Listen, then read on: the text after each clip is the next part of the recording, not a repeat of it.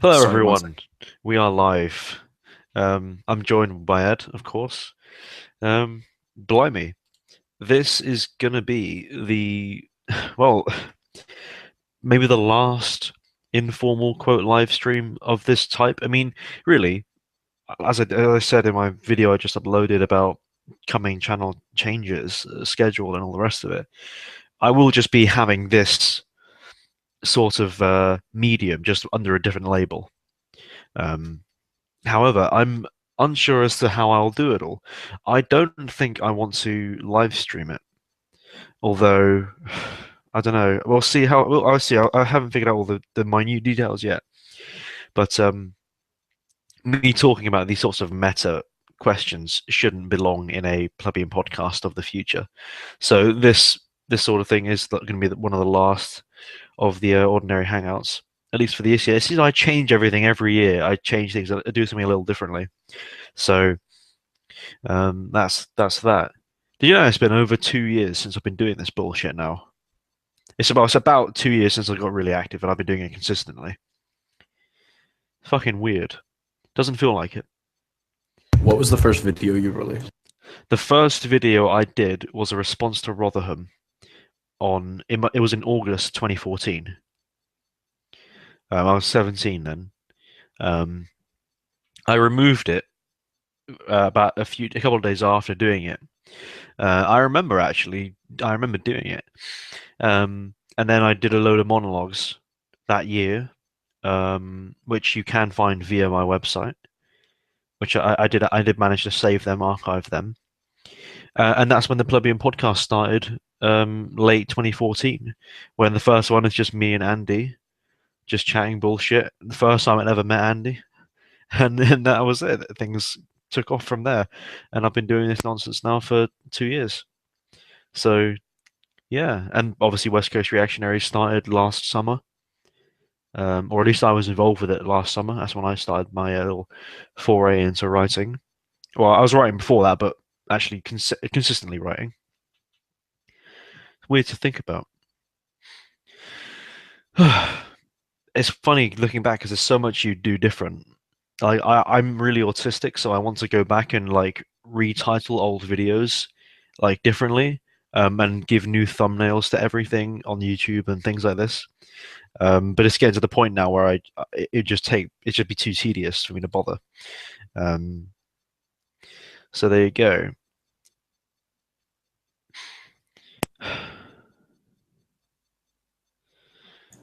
Mm. So there you go. I'm really enjoying just listening right now to hearing you talk because I just got this new Sennheiser headset that's just really, it's incredibly sort of like crisp and rich. And Oh, I is just love it the the way one it you were telling sounds. me So about earlier? yeah, I can only use it with my computer Right, you're on your computer then. because it's too bulky for it to actually plug into my phone. It literally slips out of the port because it's heavier than the phone is, the head part of the headset that plugs in to the Really? phone. What's the audio input? Is it a 6.3 jack, or is it the little one? Is it the 3 one? It's the headphone sized one. Oh, right, Yeah. the little one. Yeah, yeah, 3.5 mil. Fair enough. I had to get an adapter for my other headset. My actual, no, not my headset, my microphone. My microphone. So when I get an external sound card, I'll be able to use a proper studio quality microphone to do all this bullshit. It has like a little mic stand and everything. But yeah, so that'd be cool. And like you say, when you come to England, me and you will do some stuff, and you'll bring your microphone, and we can sit here together um, with the cam. We'll see, and talk some shit. So, but yeah, it's weird doing all this. Thinking about it, it doesn't feel like it's been that long. You know.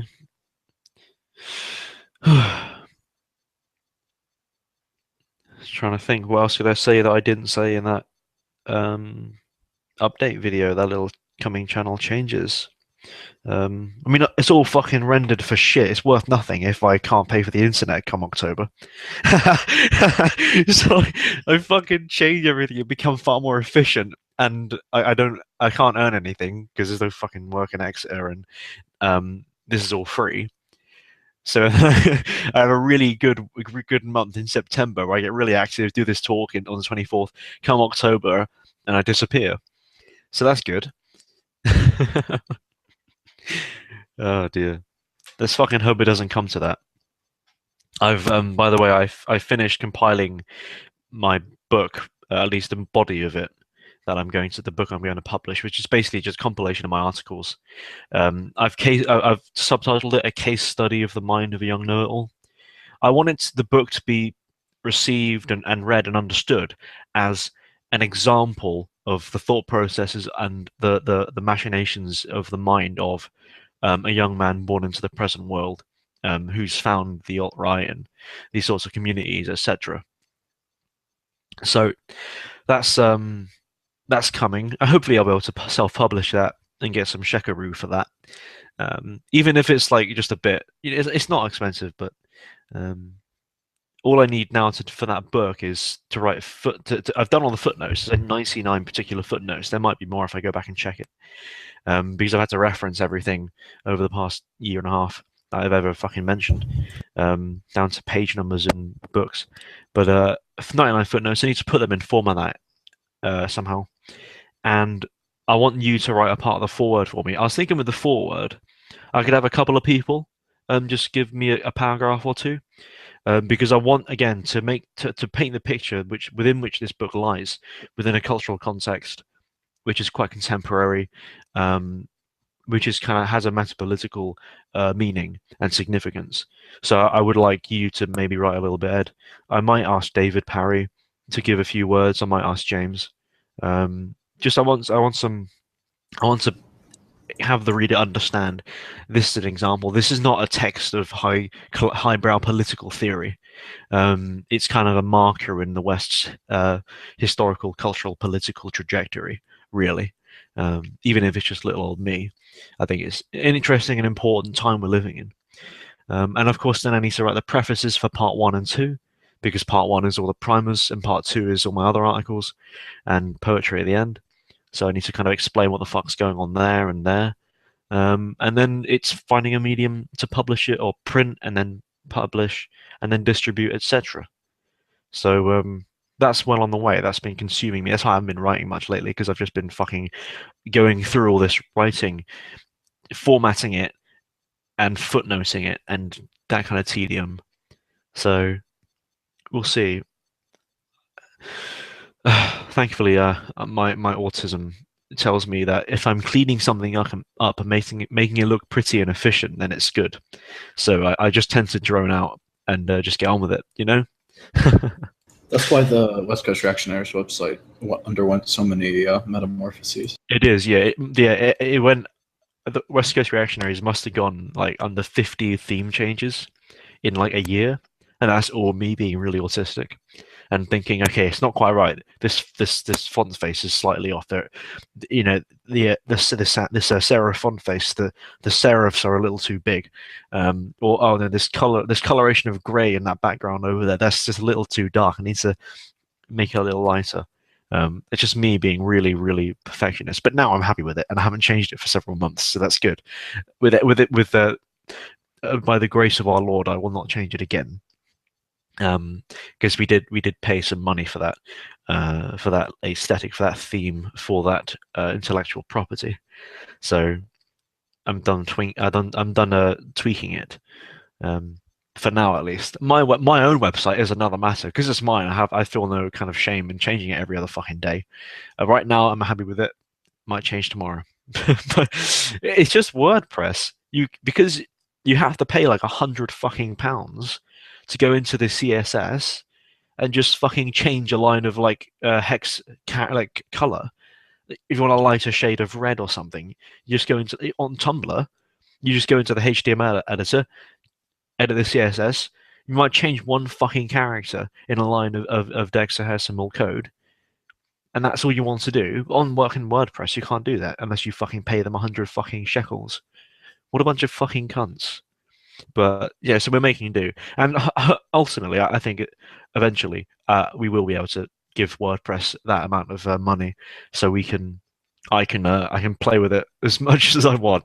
So there we go, tweak it. But it's all a work in progress, of course, as is everything else. I figured I can just talk um, talk and talk and talk. But I'm worried because you're here with me, Ed. I mean, I don't want to get greedy.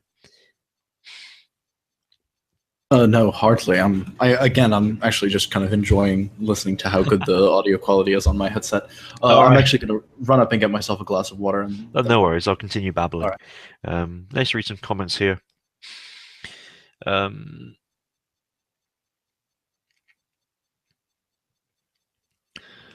Gus Faze, I admire your work toward your move towards structure, he says. Thank you.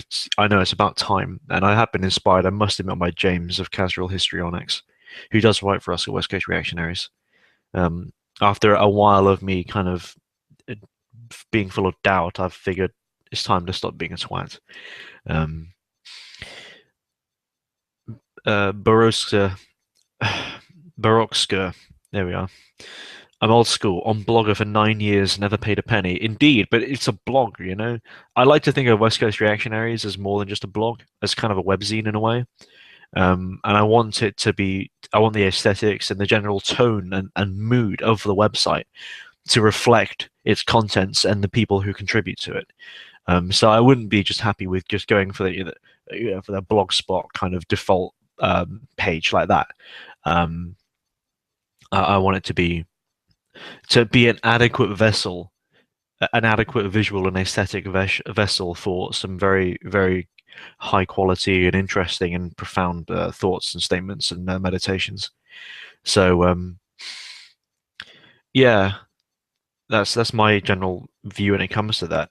I think aesthetics are important when it comes to, especially the information age and the internet. I mean, I moaned about this the other day in another live stream about websites with terrible web design, like Countercurrents, which looks like it's fucking 20 years old. Um, because it just seems like something which is so unnecessary. I mean, look, looks and aesthetics are secondary to content, of course they are, but because of their nature as secondary, it makes me wonder why the hell aren't these things taken care of? It should be simple, straightforward, and easy, and simply just by habit. It shouldn't take conscious effort, and yet there are so few kind of alt right or reactosphere or traditionalist quote unquote or websites in our domain which people read and go to for information and kind of insightful commentary and all the rest of it, which genuinely look, um, which aren't just functional, but also aesthetically impressive. Um, but that's just probably me just being a young'un and uh, wanting to be, tech savvy and all the rest of it.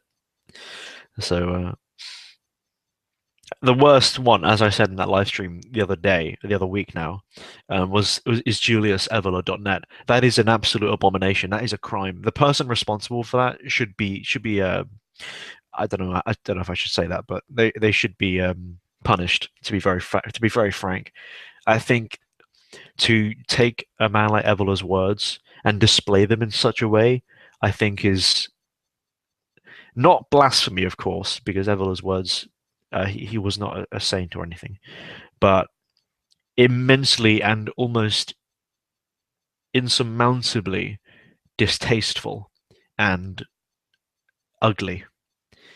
So there you go. And no, just because the website looks shit doesn't mean it's traditional. For fuck's sake. Like the traditions of 2003. Yeah. It's arguably more degenerate than now, actually. But no, it's just retarded. There's no excuse for things like that. Having the text all over the page, fucking grammar all up the fucking wall. Oh, it's just disgusting. It actually hurts me to look at it. It feels like if it's been fed through a translator without anyone checking it after the Yeah, fact. exactly. I mean, the actual work, the writing itself, if you actually organize it and format it as I have done to understand what the fuck's going on, um, you find that it does make grammatical sense. But I don't know how that website has come about with that certain design. I don't know how someone looked at that and thought, yes, this is adequate, this is acceptable. It doesn't make it more esoteric, It's not. It doesn't give it any occult properties to fucking mutilate text like that. It just makes it difficult and annoying and disrespectful, in my opinion. Um, But anyway, me babbling and whining about fucking juliusevola.net. um, is the sound quality of your headphones really that excellent?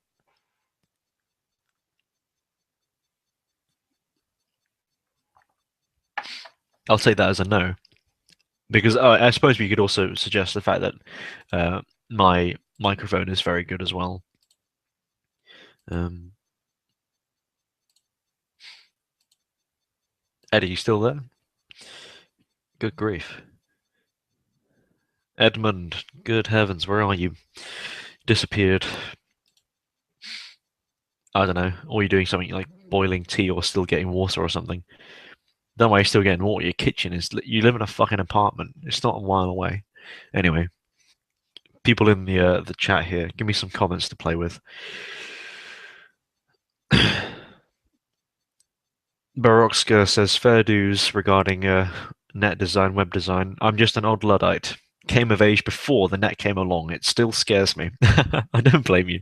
Well, Barokska, your website, it actually looks functional. You can read everything on the page and not have to really think about it and actually put effort into your brain having to look at these symbols and actually piece them together as if they were a jigsaw.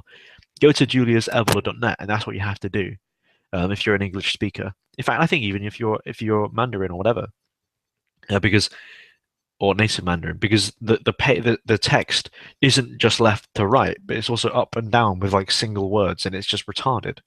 Um, anyway, when will you interview Sam Hyde? Well, probably never. Um, Ed has been to Sam's concerts before. In fact, Ed literally last night sent me a selfie he took with Sam. It's funny because Ed is actually as tall as Sam is. I don't know if I'm allowed to say that, but don't mess with the Hebes. Um, but probably never. I should do more interviews. I interviewed Mark Citadel, which was interesting. Um, I should probably interview other people who are who I feel are important. Standalone individuals who have their kind of claim to fame somewhere. Maybe Nick Steves or something. Um, we'll see.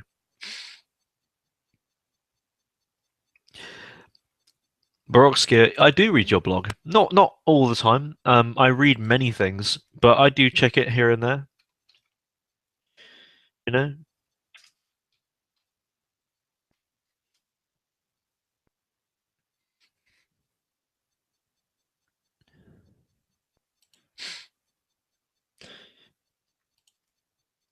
No, actually, that's not true, is it? Baroxkia, because your blog spot is private. Why is that? Have you changed it recently? I swear I was reading your blog. I looked at it just the other week. Um, so I don't know what's going on there, lad. Unless I'm thinking of something different. I don't think so. It was your. Oh, bloody hell. Do let me know in the chat down here. Anyway.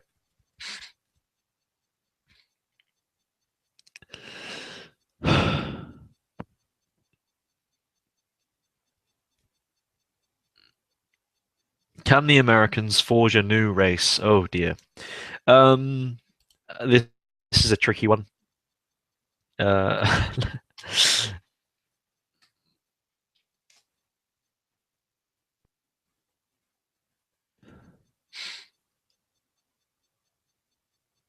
yeah. Anyway, white Americans.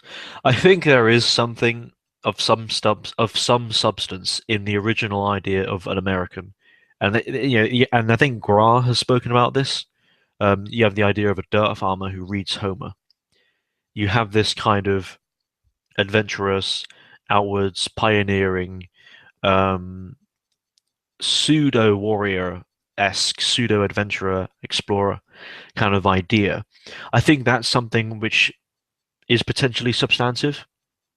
Um, but I think a huge part of that does rest on European influence and taking the best of Christian Europe and pagan Europe as well.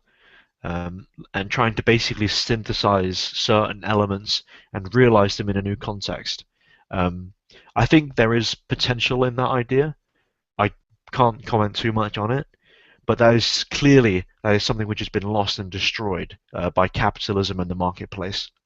Um, Capitalism and the bourgeois mentality don't have time for Homer or for exploring the wilderness or for survival or, you know, grand heights and vistas, so to speak. You have this kind of perverse freedom and guns sort of idea, which is kind of, you can see how that develops, but it is a kind of eccentric corruption of, I believe, the foundational American spirit and the ethos there of the pioneers, etc. Um, it's a kind of hyper individualism, and for that reason, it is well, I think that naturally lends itself to kind of secularism, and that naturally lends itself to capitalism. So I don't know. I think the American people, as it has to be, as it is, has to be perceived as an extension of Europe writ large, as an extension of Europeanness, and that is something which I don't think is straightforward, or Yeah. you know, because in Europe you have Explicit. nations and cultures, and I, as an Englishman, am of a particular people, a feed, as well as a particular culture and language and historical context. Um, an American who goes to America leaves behind the historical context and the fact that I live here in England with its history and its land. In America, you have to forge something new. Um, I don't believe it's impossible, but I believe it is due to also to the fact that America is a post-Enlightenment project for the most part. That is also a problem. In England and France, these are places and cultures and types which existed before the French Revolution and before modernity, in essence. In America, you would have to consciously and actively try and root oneself to that which existed before modernity and bring it back and recontextualize it within the parameters of the modern world. However, I think the 18th and 19th centuries get in the way considerably, which is why I don't think it will ever emerge, at least not in the near future. Um, so there you go. I think America is a sad kind of failed experiment in a way. Um, I do believe it is possible to live a proper life in America, but as for questions of the American race and all the rest of it, um, the formation of such a thing was cut short by the Industrial Revolution, as unfortunate as that is. That's my opinion. Maybe I'm too pessimistic. Um, but there you go.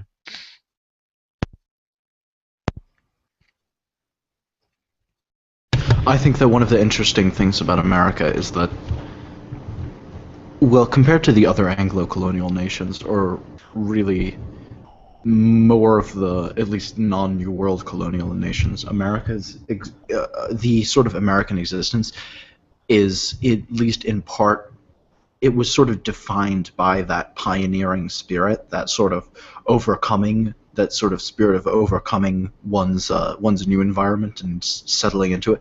And John would say that that's inherently liberal because he thinks that sort of expansionism and colonialism without a preset space that's being filled into is inherently liberal. I'm not sure about that, That's an but I think, interesting idea.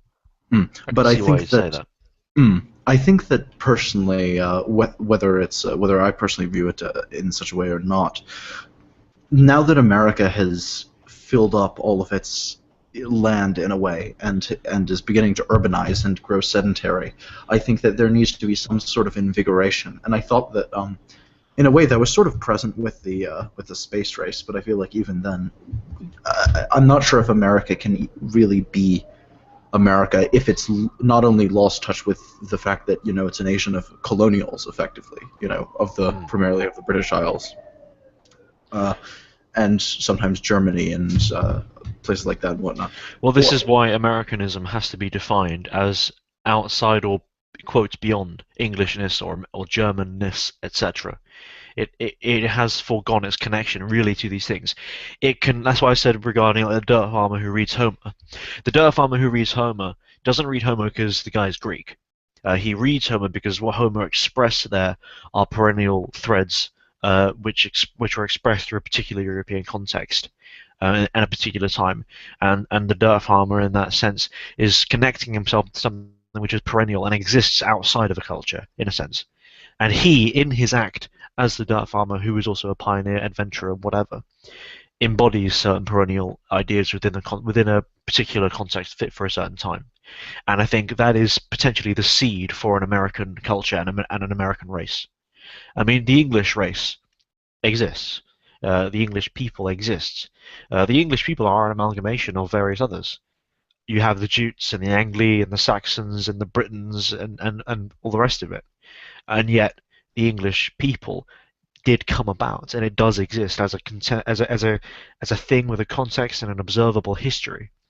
And I think with Americanness and an American people, like I said, the seeds were planted, so to speak, but nothing was allowed to grow because just I think as it was blooming and coming out from the earth, you have the Industrial Revolution and all these various other forces, which of course are mixed in with things like colonialism and slavery, etc., which are of the modern character. You have, I think, the offset of Americanism and the birth of it as a possibility. You have mixed in this potential for something genuine and something real, and something of substance, as an extension of perennial trends found in Europe, contextualized for a new age and a new place. But you have, awfully enough, cross-cutting that immediately, modernity and its vampiric fangs, which have immediately sunk themselves into this potentially interesting thing. Um, that's my take on the matter.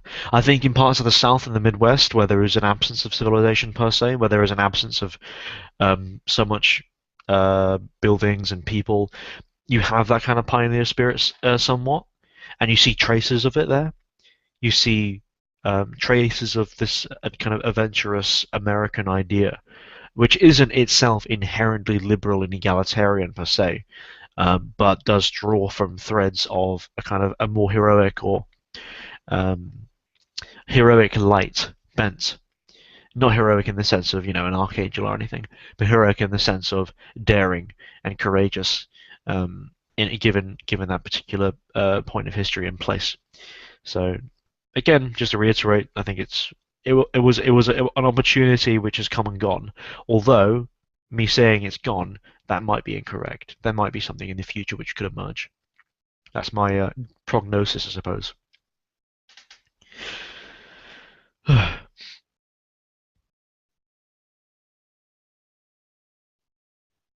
um, I think that New World nations have this sort of problem, and I think that one of the ways in which, if you look at a nation like, let's say, Mexico, one of the ways in which they combated this, or like the Métis people, they combated this by sort of absorbing some of the indigenous culture and fusing with it. yeah, This whole identity situation. yeah, but you have to stress that something new has to be made. As the English were formed, at the time of at 900, the English was a new thing. Like, it didn't exist a few centuries before that. And I think the same thing would have to happen with Americanism and Americanness and Americans. But it was a flower which never bloomed. Basically, with the English, it did bloom. It bloomed from the really 10th century until the 14th and the 15th, actually, to a degree. Um, the English flower began to wither and die with Henry VIII, in my opinion. There were various events before that, but I think that was the killer. Was Protestantism, basically. However, there is an existent historical Englishness, and it still exists to a degree. It's just hidden and covered. And I think American identity is hidden and covered, but I do also think it is still in its developing stage. Almost it's still in its kind of toddler stage, so to speak. And then it was fucking smothered with the dirt of the modern world. So yeah, I think it's a difficult situation. Um, can a heroic man exist in America? Sure. But can a man of a genuine culture and a genuine race in the proper sense exist in America? No. They can have ties there, but no. America is not an actual. It is not a proper country in that sense. It is a political entity, but it isn't a metaphysical one at any level. Um, So, yeah, as Pseudo-Crisis says, sadly it seems that white American identity is simply in opposition to other racial movements rather than something naturally occurring, and it is fundamentally based on more liberty. Yeah, pretty much. I agree with that. Um, I think the idea of liberty is an interesting one because you have, of course, positive and negative liberty. I think positive liberty is not a problem, of course. Positive liberty is basically religious fulfillment and the actualization of the self within a cultural and religious context. Negative liberty, of course, licentiousness. I can fuck whoever I want, eat whatever I like, drink whatever I like, do whatever I want. Yeah, that's the problem, and that's what liberty devolves into, unfortunately. Um, from the legalistic point of view, regarding like English common law, I think that's an expression of Englishness and how English people socially organize themselves and the innate character of the English people. Um, of course, with the political context, we are dealing with negative liberty, but the point is that negative liberty in and of itself is not inherently celebrated or put forward in the sense that it was in America. It wasn't celebrated and put forward as a fundamental right, as an extension. With England, the idea of liberty is something organic and natural. Everyone has a degree of liberty, but it is not something which can be found or claimed, at least in the sense of negative liberty. It simply is from a social political point of view. Um, so there you go. I think also in America, the religious question is interesting because it's retained an extremely religious culture, um, even with separation of church and state. However, Protestantism is huge in the United States, and this does lead to moral problems, as well as metaphysical problems regarding the church tradition and so on and so forth. Um, so, yeah, whilst with England we had Anglicanism much later than we had Catholicism. We've had Catholicism for what? Since 300 AD, more or less, which still exists. There are still Catholic churches and so on. But the point is it's a tradition. The Catholic tradition is a tradition in the higher sense. And America is kind of detached from that historically and as well as uh, politically and culturally. That Goy T asks, did you see the Ivan the Heathen video addressed to you, Adam? No, I haven't. Oh no, someone's made a video about me. Oh fuck. I hate that idea. Makes me really nervous. Fuck. Let me search this. Oh, link it. Actually, no, you can't link it because it's you guys can't link anything in the chat. Let me fucking search this on YouTube. Oh no. I You can always screen share it and watch it. No, I'm not gonna do anything like that. Is this like a big person? Are they well known? Ivan the oh dear.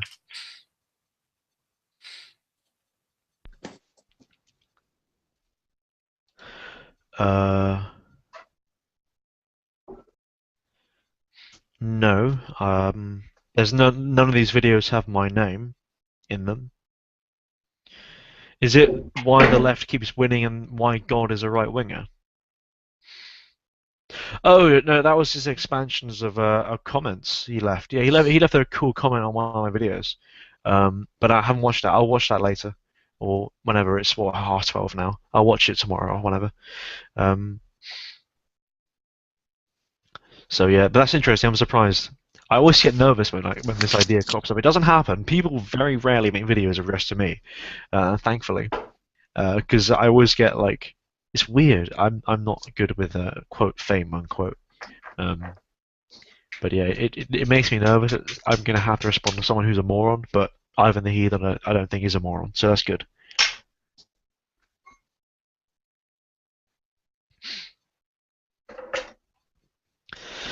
Anyway, Yeah. Well, I don't know. Your name did crop up on a CF video recently. I know we've covered this, but did you get any more traffic from that? what Your name cropped up on a Common Filth video. I think the last one or the one before that. did it? Yeah, yeah, yeah. He mentioned you. He said someone said, "Oh yeah, you should go listen to Adam Wallace," and he said, "Yeah, I'll listen to him." Oh shit. Oh, okay, fair enough. I didn't know about that. I know Woes mentioned me in his "We Are the Alt-Right" video, which I appreciated. Um, I did receive a small spike today, lads. We did actually cross 1488 subscribers, just so we know. I was waiting for it so I could screen cap it, but I missed the mark, and I was at I was at 1440 earlier today. I checked a while back, later on in the day, but earlier from now, and it was like 190, 400, no, fuck, 1492 or something. Well, now So, it's time to lose some. pardon? Now we have to I need to lose. do stuff, guys. Unsubscribe from me. I can make 1488 screen cap it. No, I don't know. I do what you like. Um, but I'm disappointed that I missed that. But there you go. Um, You just need to counter signal a lot in the over the duration of the stream, and we should be fine. yeah. I actually don't lose many subscribers. And because people don't subscribe to me, because I always make it very clear that what my positions are, so people don't generally see the need to do that. I've had a few people unsubscribe and then subscribe again, which is strange. I don't know why people do that. But whatever you like. Well, sometimes YouTube can just sort of automatically unsub you. It's really weird. Yeah, it's got this weird. YouTube's been doing this weird stuff lately regarding these like monetization and tags and unsubscribing people and deleting accounts, and it's just YouTube trying to clear itself up because there's so Yeah. much bullshit on YouTube. Like toy channels and like automated and automatically made channels and videos which get all the little kids watching, which make loads of money. So YouTube has to clear that up, I suppose, but they don't seem to do that. Um, anyway, yeah, the chat now is mostly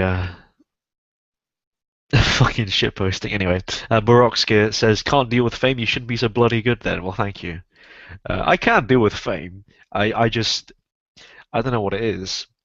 I tend to anticipate things very often. I presume a lot, and that just makes me nervous about everything. Not everything, but certain things.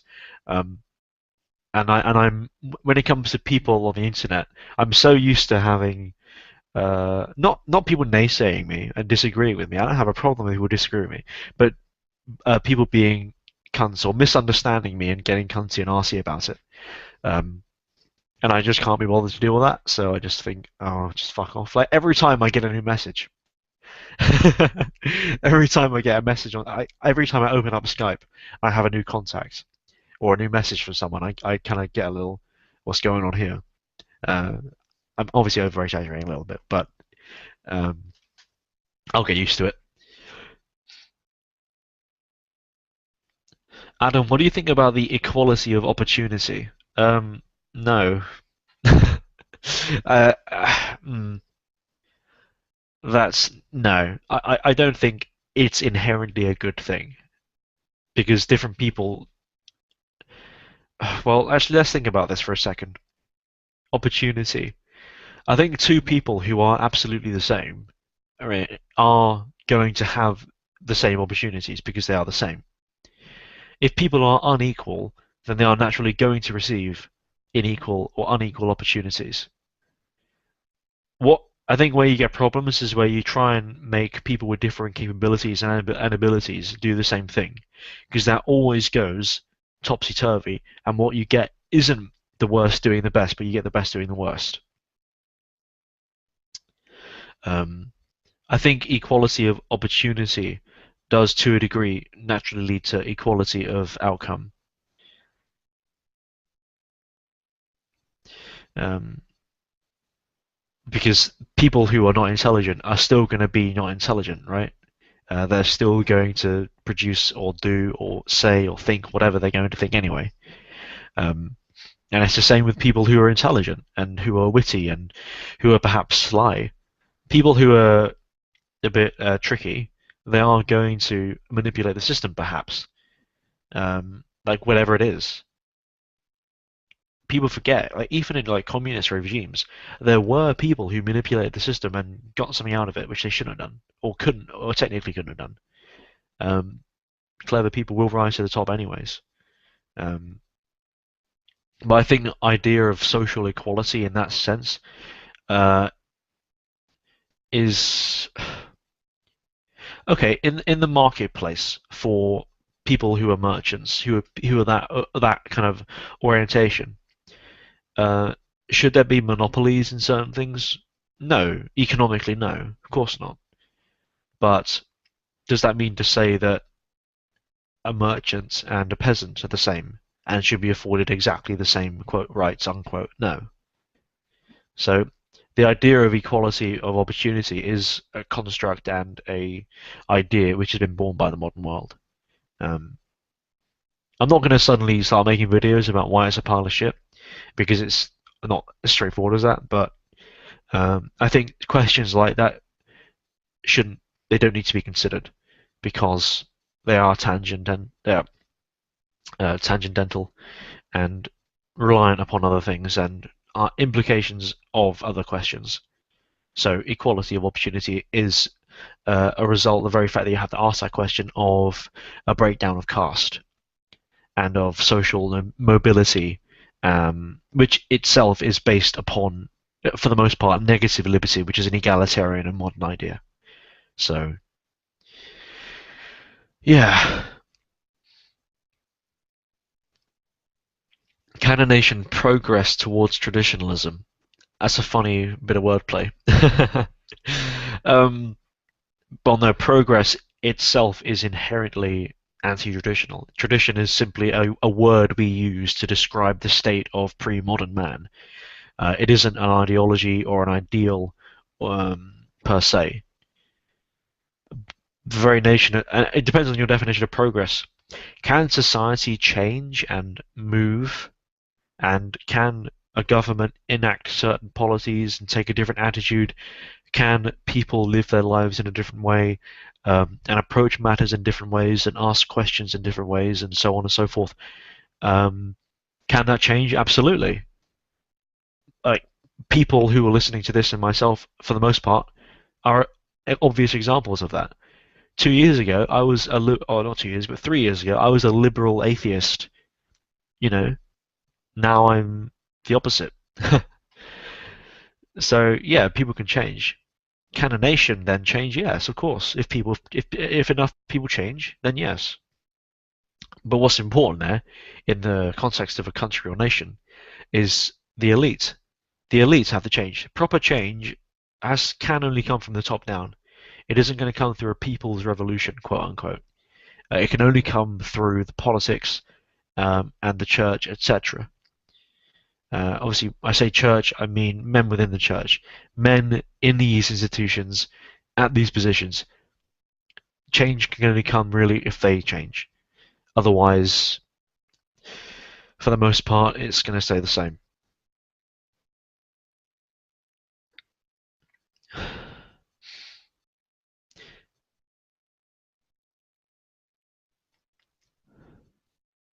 How do you define morality? Oh dear.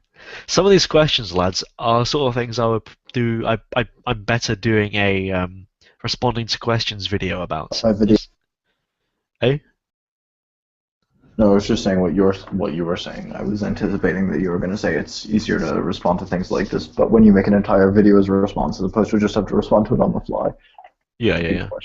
So, guys, the better comments here. If you have a good one that you think will test me or require a bit of time to explain, leave it on my channel, and I'll get around to it. Yeah. So defining morality. That's a big one.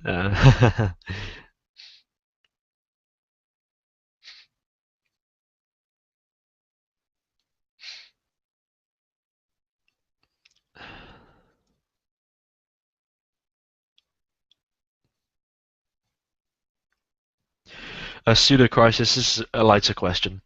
What do I think of degeneracy in modern European royalty? Well, that's exactly what I'm fucking talking about. That's exactly it. When basically what has to happen is the aristocracy, nobility, elite, so-called, has to change. That's really a very important fact. If you want to see mass societal change, it has to come from the top down, as it always has done. Um, Even the mass movements of the 20th century were facilitated by the failings of the aristocracy and so on and so forth. The French Revolution failed because Louis was a fucking degenerate, as was pretty much the entire French aristocracy.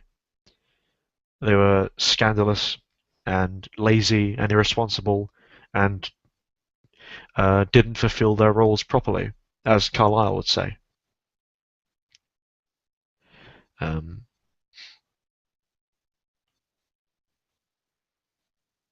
any thoughts on Islam and perennialism? I have written a little bit about this topic. I think anyone who knows anything about Islam, like Sufism, for example, and perennialism, will see uh, metaphysics is very clear in Islam, in Sufism particularly. Um, that is why Shuon, Genon, etc., were all initiated into Sufism, because it's one of the last very strong, very clear, very black and white, not simple, but metaphysics is clearly expressed through Sufism, etc., and through its structure esoterically. But yes, I don't have any thoughts on it. It isn't my tradition. It isn't European. It isn't English. Islam, you couldn't really get further from Englishness. The way Islam understands man and understands the universe. The perennial threads are there in the esotericism, of course they are. But even then, esotericism has its own language and its own form. And the esotericism of Christianity and of pagan ideas, in many respects, European pagan or Saxon or Germanic paganism, uh, are closer to what I understand, and I understand them far more easily. And I intuitively and so forth are drawn to these things um, far more than I would Islam. Would be drawn to Islam. Islam, to me, feels alien, linguistically, culturally, aesthetically. And I mean aesthetics not how it looks, but how it feels intuitively, spiritually. Um, it's not my tradition. I'm not a Muslim, and I will not die a Muslim, and I was not born a Muslim. So,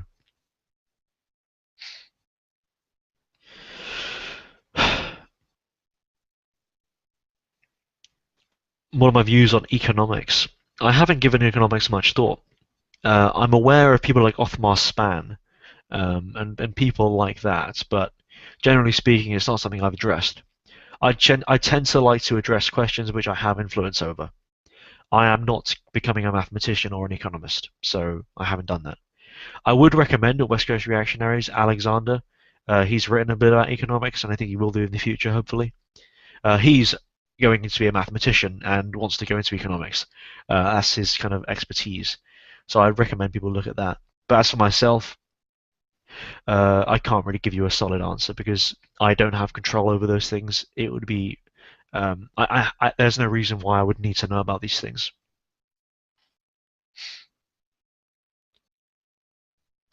How do we keep the elite from falling into degeneracy? The problem with that question is we. Who the fuck are you and I to do anything about the elite? I think, in a sense, some of us might be an elite in a way, um, but I think any elite which replaces the present one, or if it changes, whatever, that will answer these questions. If I, in 20 years, end up in that sort of position, then so be it. I doubt I will, but if anyone listening to this, anyone watching it, if they're there, then that's how it happens. I don't think questions like that need to be asked because the actors who will partake in the actualization of these questions will, by their very nature, enact them properly and will solve the problems. So it's not something which needs to be asked.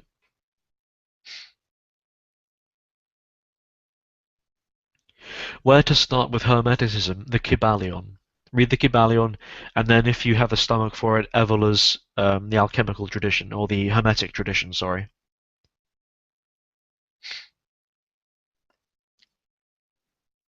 Yes, that goatee. I did see the video which Ivan the Heathen made. I will watch it tomorrow.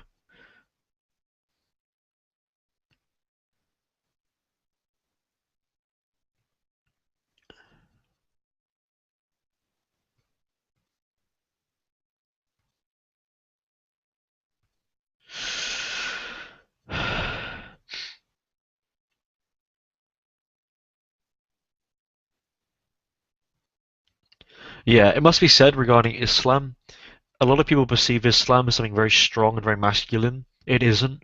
In many ways, Islam is in exactly the same predicament Christianity is. Christianity is a little further into its kind of decay in a way, but Islam is there as well. Look to most Islamic countries. You aren't going to see Iran everywhere, and even in Iran there are problems. So I think it's very erroneous to look at Islam and immediately see something which um, looks promising and all the rest of it. Our traditions exist in Europe for the English, for the Italians, for the Germans, etc. They exist. We have had our traditions for centuries.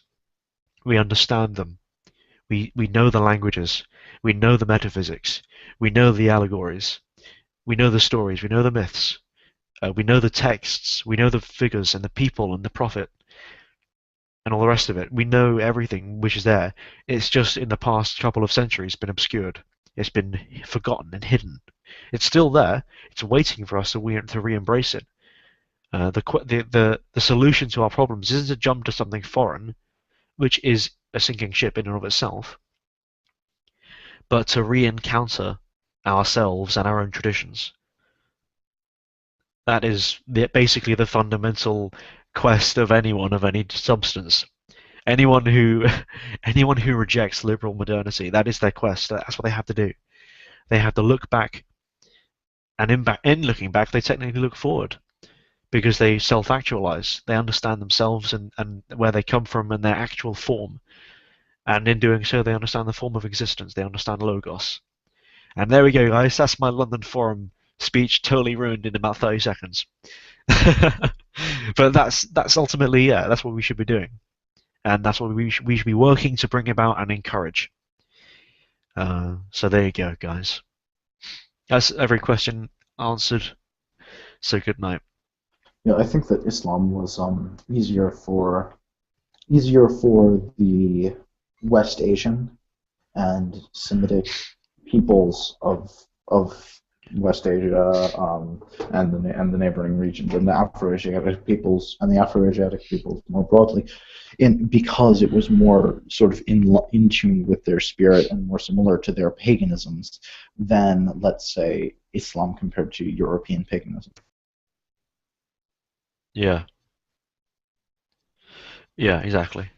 Um, yeah, the fact is, if you're an Englishman, you should know the history of England. You should know its faith.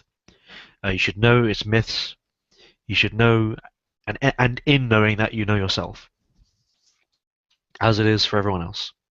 If you're an American, you should know Christianity. You should know America, really. But as incomplete Americanism is, in my opinion, personally, I could be wrong. But you should still know what yourself. You should know the fact that you are part of a continuum. You exist for a reason. You exist because something deliberate transpired and happened, and you live because you choose to live. And the understanding of this and the accepting of all this, that's the foundation of oneself and of one's understanding of the universe and all the rest of it. All the other questions as well. Um, so there you go. Noah Robert Graves. Hello, Adam. Hello, Noah.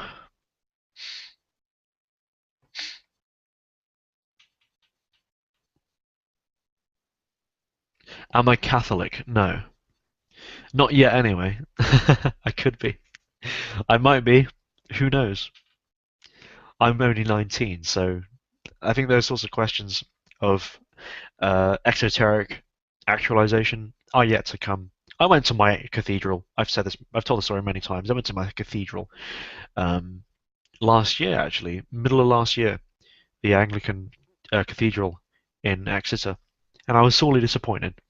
The chaplain I spoke to, yeah, it just wasn't what I was expecting or what I needed. What could you what vibes, for lack of a better term, did you get emanating from the church? And It's the same. It's an ordinary Christian vibe you get in the West now. You know, we were born into this. That's why we accept it. We accept we've moved with the times. We're hip and young. Please, young people, come to our ranks because we're dying. Uh, and you just I sense this profound lack of honesty, actually, a lack of openness, and there wasn't this. It wasn't perceived that I was there for serious reasons and that I was there for existential reasons. yeah, Uh, what I think is, sorry to cut you off, but what I think is so hilariously ironic is that if Christianity, and I think Judaism to a degree as well, from my own personal experiences, but specifically Christianity, if they were to drop the whole pretense of, we need to pander to the hip youth, we need to be down with the young urban people, and if they or whatever, we need to be hip to the latest trends amongst the youngsters. If they completely abandoned that pretense and they stuck actually incredibly by the books, to tradition, to their own. In fact, if they were incredibly hardline, I think that would actually do a better job of attracting young people, specifically young men, but young people in general, to the religion than this sort of lukewarm, pandering approach that you're seeing right now in a lot of Abrahamic religions, actually, Islam to the smallest degree, but you can see it there too with the sort of reformist crowd. yeah, yeah. I've just asked Duncan if he wants to join us, by the way. You have a question, by the way, from Testis Gratis. He asks you, what do you think about the Sabbateans? I remember you've spoken about Sabbateans before, have you not? In a Yeah, live stream they ages back. I think it was with James. Yeah. So yeah, tell us what you think about the maybe. Sabbateans. Who are the Yeah, Sabbateans? I think they were. I'm not exactly sure, but if I'm not mistaken, I think they were a group of Jews in Anatolia. I think after it had become Turkey, I believe it was in the Ottoman Empire, or perhaps before that. I'm not sure. I think it was in the Ottoman Empire, and they were found guilty of some crime or something along those lines, and they were forced to either convert to Islam or face death. They pretended to convert to Islam, but they were effectively crypto Jews, or they hid their Judaism.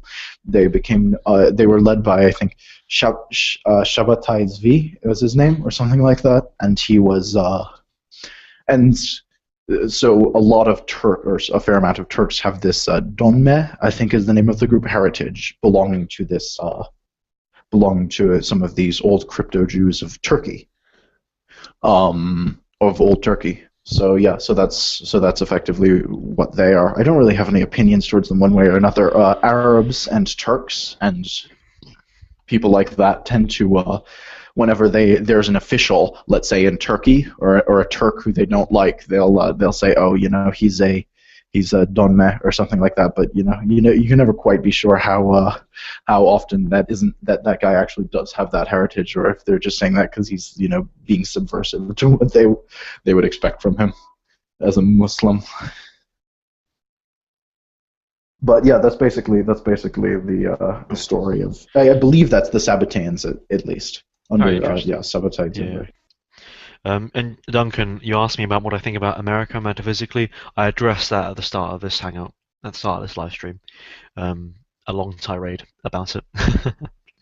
uh, Anyone listening to this, feel free to download download it, cut bits out, upload them, do whatever the fuck you like. Um, I mean, Ed, that's what you used to do with our conversations on Skype. Cut bits out, throw them on the internet. Yeah. So yeah, anyone listening to this, if you want to like put it on your channel, I don't care, do what you like. Because obviously, if it's like a 2 hour conversation, plenty of people might miss bits or some things. I don't know. It puts something into perspective if you cut it out and leave it by itself. Um, so my ramble about America, for example, someone might want to just upload that somewhere because it's standalone and observable, and so on and so forth. And you can do that with any of my videos, by the way, guys. As long as you don't like impersonate me, I don't really care. Uh, No pseudo Wallaces allowed. no, no, no. I couldn't even get your accent down if I tried, frankly. My Are most accent. of your viewers from America or from the UK?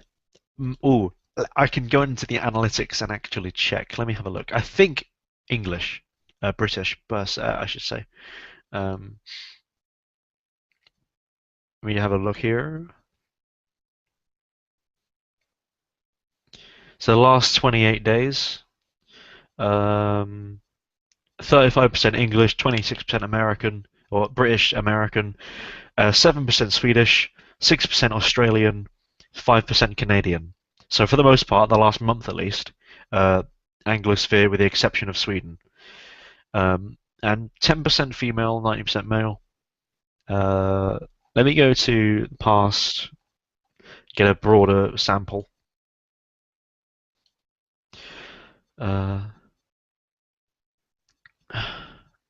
This year, let's go to this year.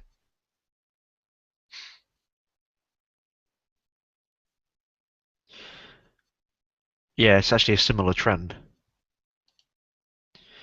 If I like, it's exactly the same actually. So if I go my top 10, so 22% Britain, 19% United States. Oh shit, no, that's the wrong one. Sorry. Yeah, regarding watch time, minutes, or should I do views? Now I do minutes. So 33% British, 30% American, 6.6% Swedish, 5.5% Canadian, 4.9% Australian, 2.3% German, 2.1% Irish, 1.7% Norwegian, 1.1% from New Zealand, and 1% Finnish, then 1 Romanian, 0.9 Portugal, etc., etc. So there you go, and that breaks down nicely enough regarding so 1% is roughly 1,000 people. So then you do the math from there. So there you go.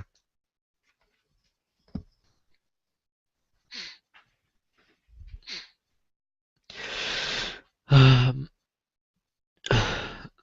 Alberto did a nasty video. I know he did. And just for the record, everyone, I'm not sure if I should say this here, and let's keep it sensible. I don't speak to Alberto anymore. I don't hate him. I don't even strongly dislike him. But there have been too many instances where I just feel something very distasteful has happened, and I'd rather not get into any arguments or any bullshit. Um, so I kind of just cut ties. No hate, no bullshit, just clean and simple. Just so people know. um, I don't have anything against Alberto. Um, I just figured, I didn't want anything to Was escalate or. this in regards to the helicopter video? No, this is before then. Actually, slightly. It was before my Talk of the Extremist Club.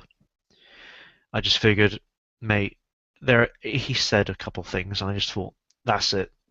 That's enough. I don't want any arguments or anything. So that was that. Whoosh. Oh, well, hopefully the boys will be back again at some point in the future. For a second Hey, live stream, put that channel to some damn use. yeah, Alberto's Angels. is there still just is there still just the one you did with me months ago? Yeah, that's it. That's Oh, it. come on. That's a shame. I like Alberto. I don't dislike him, but um, yeah, I can only take so many comments which I think are just not acceptable. Um, I'm not a huge memer like he is. I can take a joke and I can take banter, of course I can, but there are some things which are off limits. Some things which you shouldn't say. Um, anyway, that's enough of that. Uh, I'm not going to be bullying bullying Alberto all night. Um, anyways, any reason why Sweden is the odd one out among my viewers? Because the only Scandinavian country which is kind of proportionally uh, really liking my videos. No idea, dude. No idea. I suppose I think to a degree Sweden is close to its breaking point, like areas of France and Germany and Italy. Um, so maybe as conditions worsen there spiritually, people who are differentiated become more sensitive than they would in other places. So that's where you get people watching my stuff and wanting to talk to me and all the rest of it, because they will be more aware of um, the kind of religious aspects of our contemporary crisis. That it isn't just Jews and immigration, but it's other questions which underpin these things of a more profound and serious nature, actually. So that's what I would presume, but I could be wrong. I can't remember actually talking to anyone who's Swedish. Oh, actually, um, one lad who's Swedish, who I can remember, who hasn't spoken to me in ages. But yeah, and I say Italy then when I talk about close countries which are close to something big, just because of the economics there. You could say Greece as well, actually, but also Italy's proximity to all these migrants, even though they're moving through Italy and they're going to places like Germany and Sweden. There are a lot of people staying in Italy who shouldn't be there, and it's just a recipe for disaster. Give it a decade, less than that. I think even the mafia in a certain city decided that they were like sick of the fucking migrants. Like even the mafia are getting sick of all these criminals.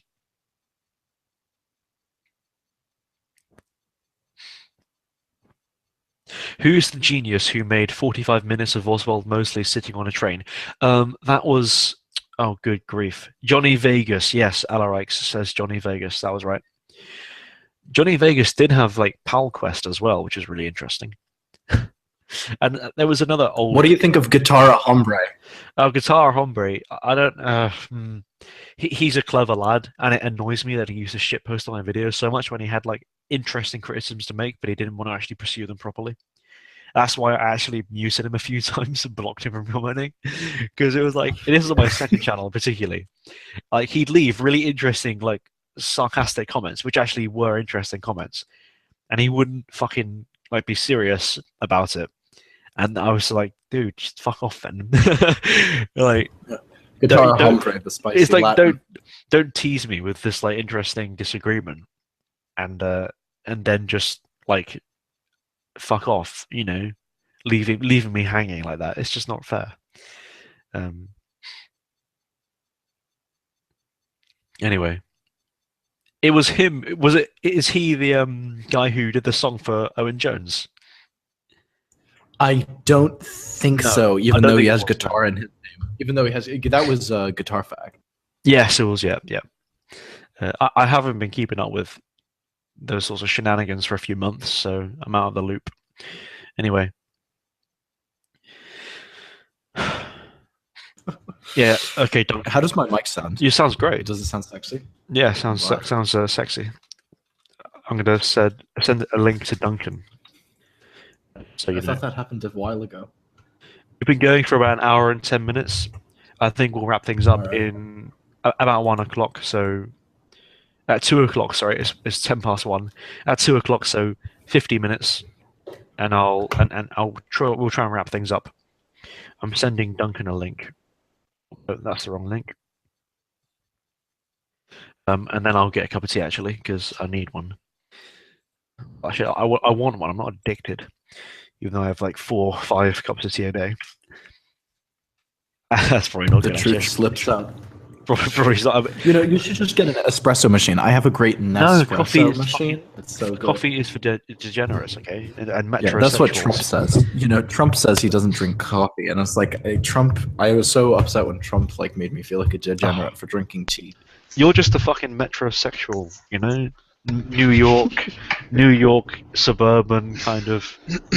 You're attuned to that environment. I'm English. I'm not. It's true. Anyway, a You just, coffee. I think I don't like Adam, it. hello. I Hello, think hello, hello. you must be an amateur if you're only having 5 cups of tea a day. It used to be more. I could probably. I used to. Withdrawal symptoms. When I was working with my granddad, it was much worse, and I was also having milk and sugar in it then as well. But now I don't, so I could technically have more. But Earl Grey is just fucking expensive. It's like £4 for 40 bags. So it's like, well, I mean, if you're a working man, just have Yorkshire tea with whole milk. Whole milk.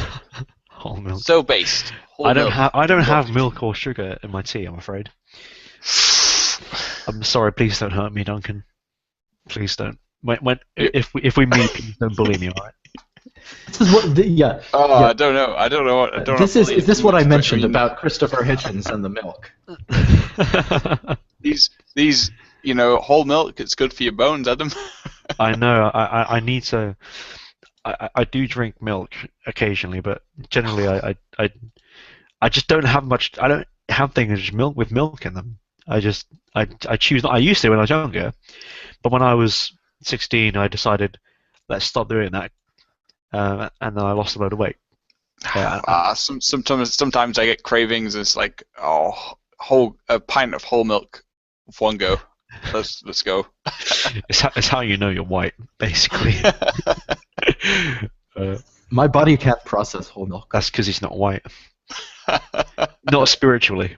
Yeah, exactly. Oh yeah, I'm sure. He's a spiritual abo. He's a spiritual abo. These comments got it right. Fat doesn't make you fat. It's the sugar.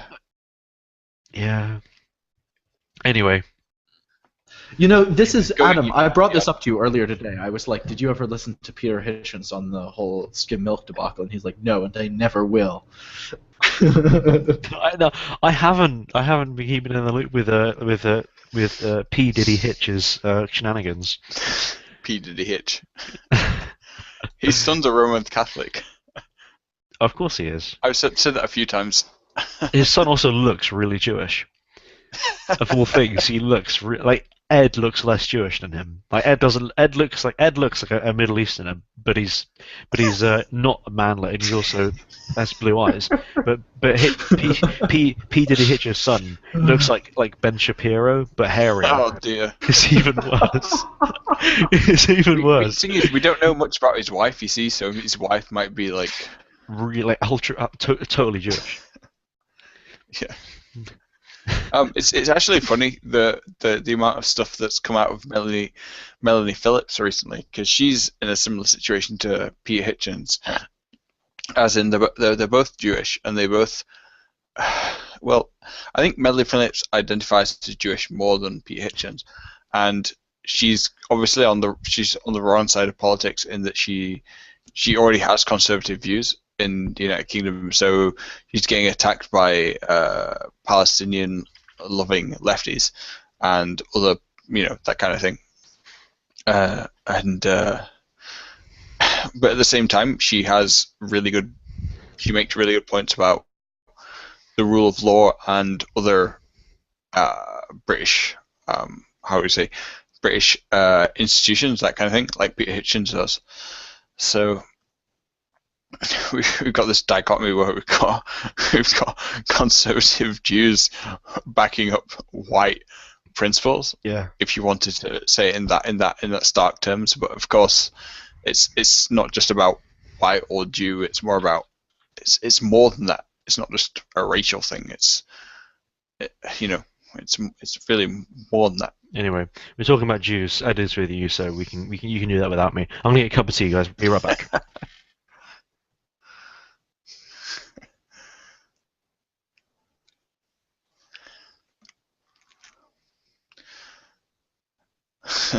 I just want to say, so Ed, when are they going to make the Statue of Liberty's nose bigger?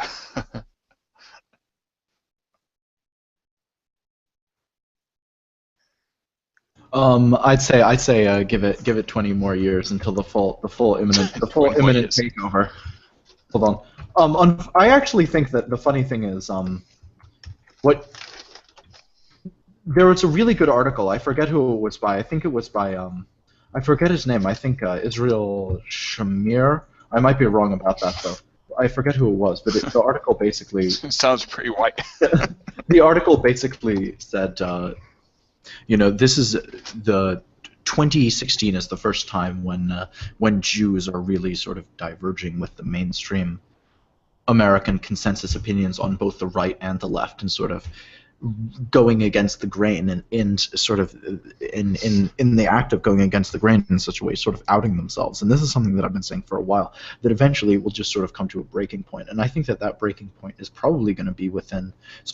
Not only has it already started to become a sort of a point of grating, but I think that the real it may break and rupture, sometime within the next 5 years, perhaps even as soon as that, and at least become a topic of more frequent discussion on both the right and the left. Mm-hmm. This is in America at the very least, because in America it really is a particularly large issue, because not only does America have such an incredibly large proportion of the Jewish diaspora in it, but America also is probably like the most Jewed country currently in the world, I would argue. Yeah, I mean, besides Israel. one of the things I think that is going to be at least in geopolitics, it's going to be a telling factor, is that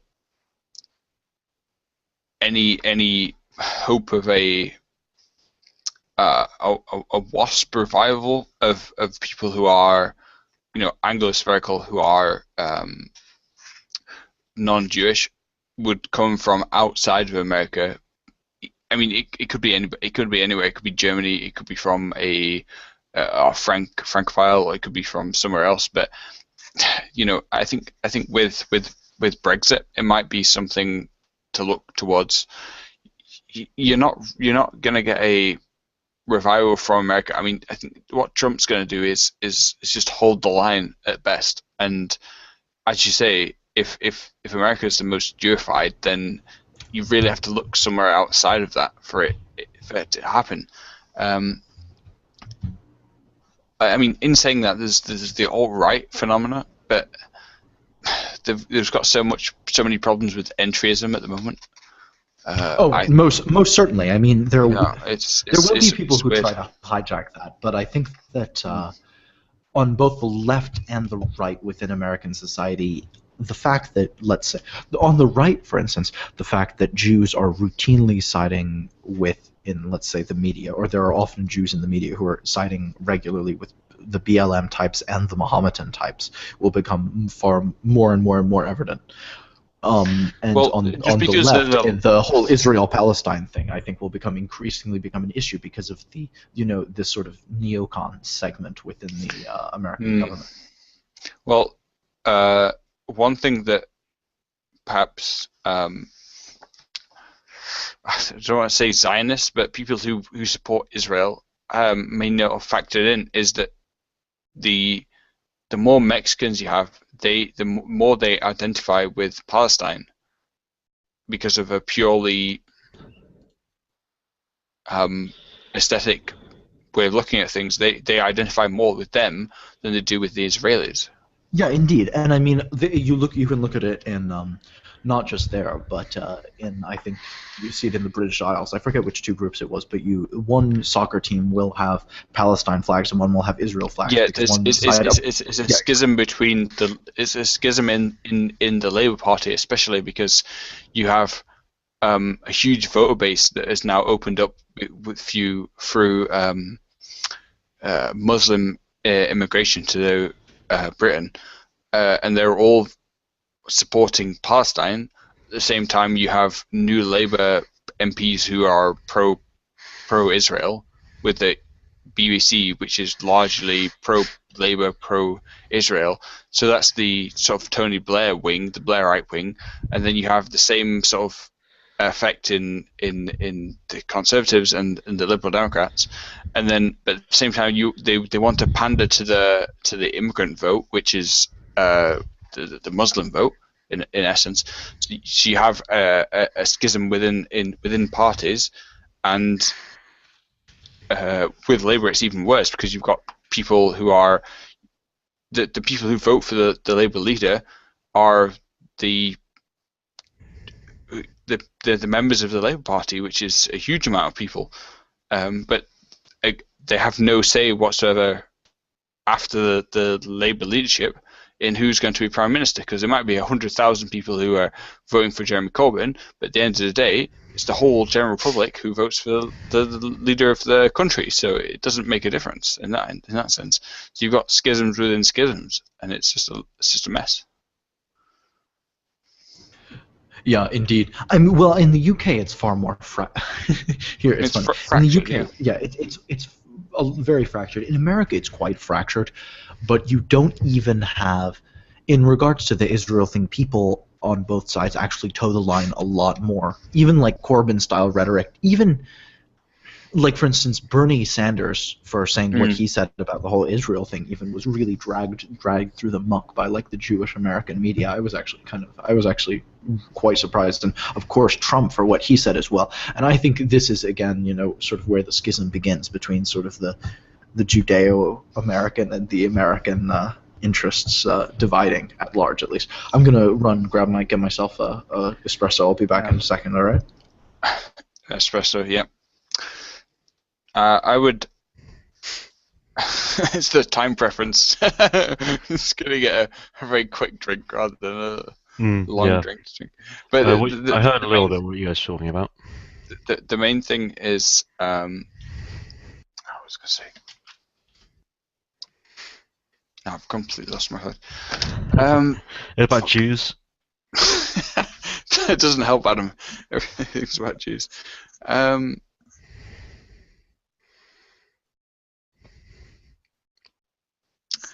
I don't know. Something about it's alright.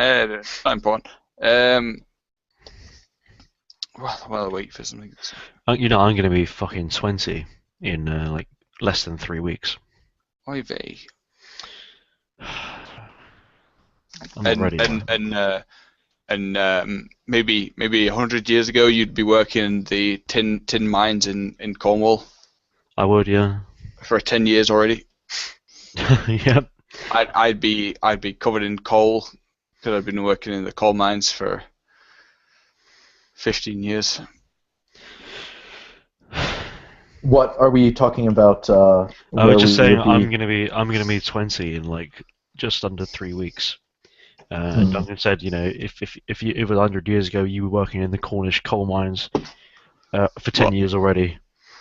Cornwall had a huge tin industry. Yeah. You'd be working. They're trying to revive it as a part of Cornish nationalism. Oh dear. What do you think of Cornish nationalism and other sort of regional nationalism? I think it's all good. It's all great. It's often a little lefty in the kind of tone of it all. God, it's lefty. But generally speaking, I support it all. It's an obvious and expected reaction against leveling globalism and capitalism. People want to preserve their identity and their uniqueness in their own form, even if it's a little watered down. People want to be themselves and not feel like they're being ignored or treated as in a way which they shouldn't be treated. That's perfectly natural. So yeah, I mean, I'm in Devon. You don't really feel it, the Cornish nationalism. If you go to Cornwall, you see the Cornish flags everywhere. Well, there are Devonian flags, but in a ways, I think being down here, you get a sense for it. If people are from Cornwall, they do let you know. They do tell you, and they don't like people from Devon, typically speaking. But then you're getting into like rivalries and disputes and debates and. Dude, people from fucking Tiverton, who are like a few miles outside of where I am in Exeter, they don't like people from Exeter. And people from Exeter generally speaking, people like whose families have been there for a few generations, don't like people from Tiverton. But Adam, that would be far more prevalent if we didn't have multiculturalism and mass immigration. Of course. So that's the issue, really. But you still have a English or British patrimony that everybody could acquiesce to, but you still have these regional disputes. I don't think you would. I think capitalism is because capitalism facilitates mass immigration. You know, it's the market which drags all these people here, and it's the materialist mindset which says it's okay to have them here. I see what you say. I agree with you. I don't think obviously. Well, that's one of the reasons why I can't get behind people like Ludwig van Mises and Friedrich von Hayek and those sort of people. The open market, open free trade, open border sorts of folks. Vox Day's good with this. In his talk with Stefan Molyneux he did recently when he spoke about the alt-right, that was really interesting. And you saw Stefan kind of nervously ask him, "What do you mean you object to free trade?" And then Vox explains it. It's all quite interesting. And just quickly to nip something in the bud, Roger Strite. I'm not going to answer your questions right now. I will answer them in a different video, in a separate video where I answer questions, I respond to comments. Right now, that's not appropriate. I'll do that within the next couple of days, just so you know. Anyway, but yeah, so you have all these differences down here. It's interesting.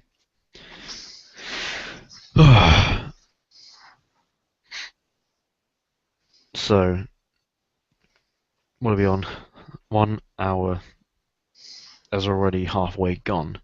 So we have half an hour left, guys, I think, and then we'll close it up. 2 hours. I'm going to start, like I said in my little update video, I don't know if you watched it, Duncan. I'm going to start scheduling things far more. And they're going to be more, things to be more ordered. I will be doing a West Coast Reactionaries podcast, as we spoke about previously. Yeah, I saw that on Skype. Oh, cool. And depending upon how things are worked out, I would like to have West Coast Reactionaries, that podcast, uploaded on the West Coast Reactionaries as audio, not through YouTube. I want it to be a little bit more ordered, more elite, more focused on a particular topic. The Plebeian podcast is going to take the place of this here type of live streaming, because that's exactly how the live streaming started, under that title. Mm-hmm. So I'm going to drop the whole Hangout this date thing and just give it the Plebeian podcast. Because, for fuck's sake, some of the stuff we talk about in these live streams and conversations are really good. And I don't think it should be just a hangout. You should rename them all. Well, maybe not rename them all, but I'm not going to rename them all because there are too many. But I will, from this weekend, anything we do like this, these sorts of live streams like right now, we're going to do them every Wednesday and every Friday. And right. So this will be our space for this. That's why you're doing the first one on a Thursday. So it. Well, no, it's from next weekend. Take effect. Fair enough. So tomorrow we'll still do a Plebeian podcast, but come Sunday midnight, then we'll start the new schedule, and everything else will be back to normal. But yeah, I figured. I didn't know you were going to do one tonight. You see. Yeah, neither did I. But thing is, when I start scheduling things, that's when people will be available, I hope, and they will be easier for people to get in line with. Especially considering these sorts of topics that we discuss here. It's all over the place, but it's all good. Like I said earlier, I don't mind people cutting things out, downloading the audio once it's done, or whatever, doing what they like. So, yeah, I will be just retitling these sorts of live streams Plebeian Podcast, because it's the milieu of my channel. Over the past 2 years, a community has coalesced around what I am doing, with its own particular language and form and character, We even have our own memes, like esoteric and based abos and things like this. So Well, I don't think we should be trying to push I the don't know. latest But or anything like I'm that. But simply saying that as yeah, a demonstration that we have a tight knit kind of community, and it isn't just a random hangout. It's what I'm Mm. doing and us lads here. I mean, Duncan, you've been here for nearly 2 years with me. Ed's been here a year almost. Like a vault. Yeah, our little Semitic spy. Ed, do you know roughly when you're going to UK? I'm really working on that. I'll probably get a fixed number on that by the end of the week. Right, because at the most, yeah, probably within September. I think I've got you on Skype, Ed. But if you haven't, just tell Adam, and Adam can tell me, because it's pretty good to meet you in person. Yeah, of course. We could do the good old Millennial Woes camera trick. On that note, I might be meeting Melanie Rose again in the next, well, maybe in a week or two. Right. Yeah. Nice. It'd be good to see where he is, face to face. At what point he's got to, because I think I hold a fairly skeptical view of his views at the moment. And by the way, mate, this is public. Yeah, I know. That's cool. That's fine. Just so you know, I don't want anything to be said which you'd rather not. Yeah, I agree with you actually. I'm not gonna criticize Melanie Rose. I think he's doing a fantastic job. I think he's doing a very valuable job in maintaining the alt-right brand and maintaining his brand as a unique brand within the alt-right. I think he's just maybe it's me. I think that I have diverged from the Millennial Woes brand, which I subscribed to when I first came to the alt-right. Yeah. And as did many people. He as he is a gateway to the alt-right for many people. Well, no, this is exactly what James is talking about in his latest article at West Coast Reactionaries. The fact that the alt-right is ultimately for the differentiated man, who I think you are, and I am, and Ed. It is ultimately in many ways inefficient, which is why I have my own little brand. It's why the alt-right is a network. The alt-right is a network. It's not an ideology. It's not a fixed ideology with a specific set of goals and ideals. It's a network, and in our little sub-community in this network, we are kind of outside of a lot of the contemporary mainstream alt-right and white nationalism and these sorts of things. And that's fine. That's good. We are just acting in accordance to our nature, and slowly but steadily coming to understand fundamental questions which other people won't be able to really get to, or perceive, or feel drawn to, and that's fine. But it's not a problem to have different views from. No, of course people. not. And I think if you're going to stress one thing, is that the alt-right is it's a broad spectrum of dissident views, and subscribing to any one of those views and taking that forward is it may work out for you, it may not work out for you, but I feel that mine and yours we're on a similar trajectory, and we're perhaps moving in the right direction. I think we are. It's not to discredit any other trajectory, because everybody's striving for something, so that's good within itself. It's very simple. People who are more spiritually sensitive and more religiously orientated, and who perceive things which are perhaps less material and less immediate, will naturally gravitate away from things like white nationalism. You will go through it and perceive it and involve yourself with these things in your kind of growing pains, rejecting modernity and liberalism, but you will eventually come out the other side. I don't believe anyone who is genuinely religious and who is genuinely interested in matters of morality and of metaphysics, perhaps, I don't believe anyone who is honest about such questions stays a white nationalist. They will go beyond that. They will transcend it. Yeah. As an ideology. Yeah. Nothing wrong with patriotism and loyalty to family and creed, etc. But as an ideology, as a language, as a vernacular and a vocabulary. Well, yeah. I mean, you can still have, you can still value all of those things you've said, but they're all in a hierarchy. So you have Exactly. Yeah. you always have one thing above that, and at the end of the day, if that one thing is the absolute, then you can't go wrong because you've got all the other things in line up to that. Exactly. It's whether or not you can take the steps or climb the ladder to get there. Yeah, and that's the difficult part because a lot of people they tend to. I found people who I know, they have a good intuition, but they do make mistakes. Making mistakes is not wrong. It's whether or not you can acknowledge you made a mistake and correct. They get stuck at the mistake. They stop there. Yeah. For example, with quote traditionalists unquote, people who call themselves that sort of thing, they tend to read. They find Evola, and that's it. They think, oh yes, revolt against the modern world. Damn Jews. And that's it. Well, I've seen this too many times. Not even it's not even Jews per se. It's the Jewish spirit. Dude, you don't have to fucking say that. I'm making the straw man of this group. Yeah, I know, but you don't need to correct me. I've written about this. But yeah, you're right. We can understand what's wrong with these people. No, I'm not even saying that. There are quote traditionalists who think everything is because of the Jews, who do think everything comes down to matters of a temporal nature, and who don't want to or feel connected to any religious system. Things like this.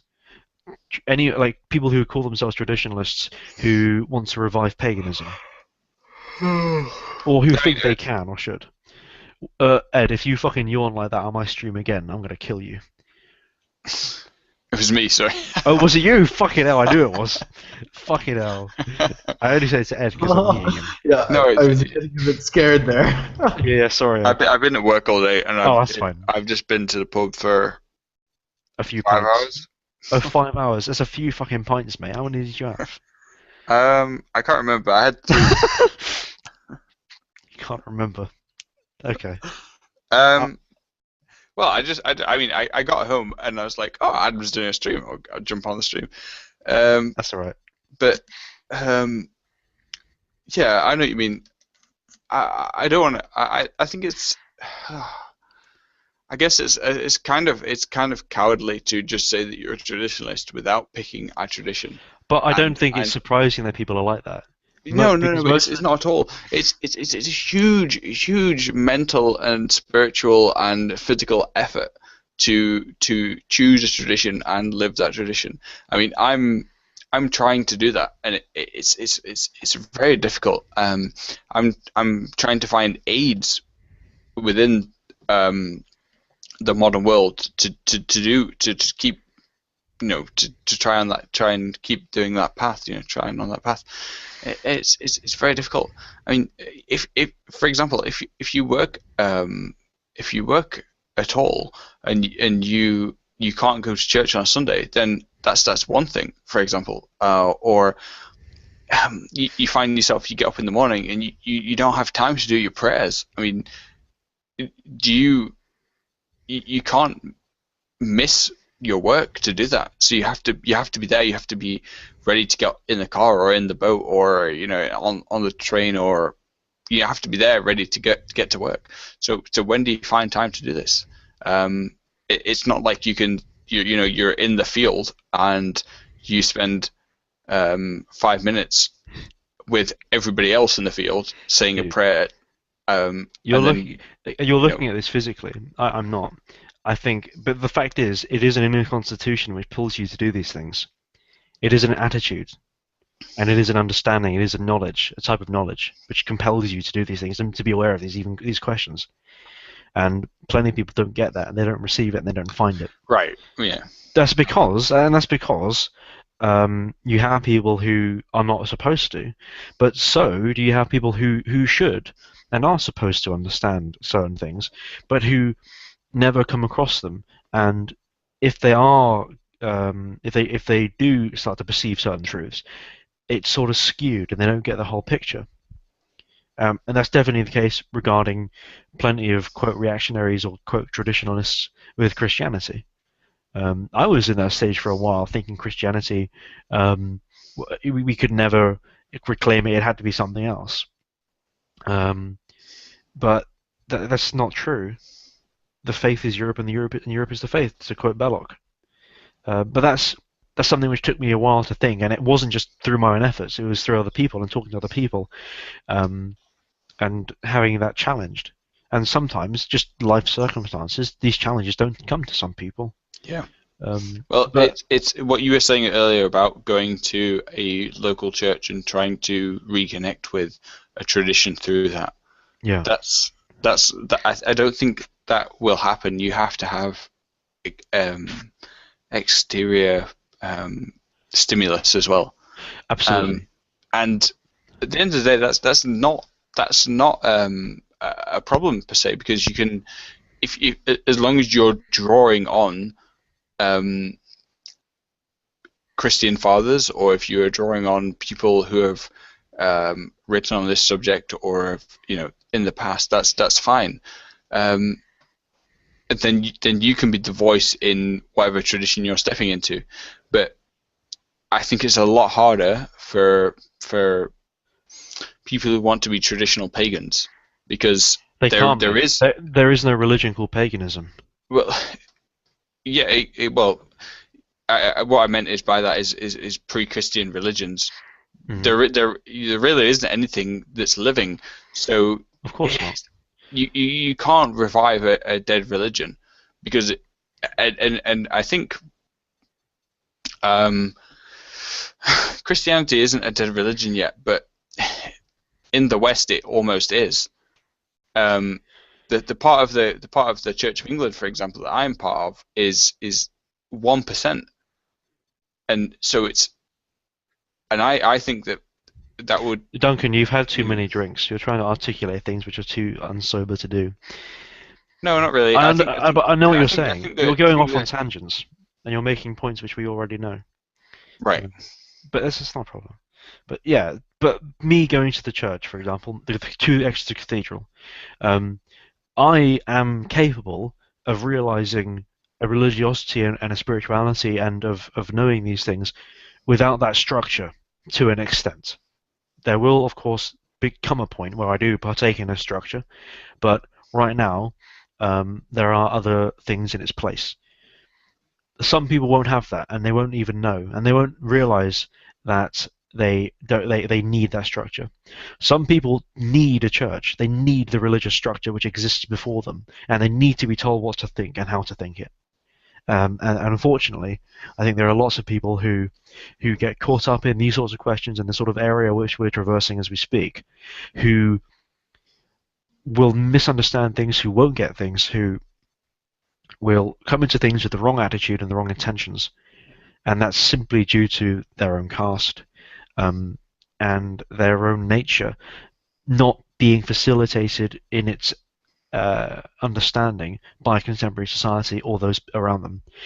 Also part of the reason I'm doing what I'm doing, to an extent, implicitly, and why it's good that we have some voices on the net and within some degree of visible range that can help people who need it, and who can direct people who need a bit of direction, not just to entertain the waffling of like-minded intellectual wusses, but to provide a tether to a degree.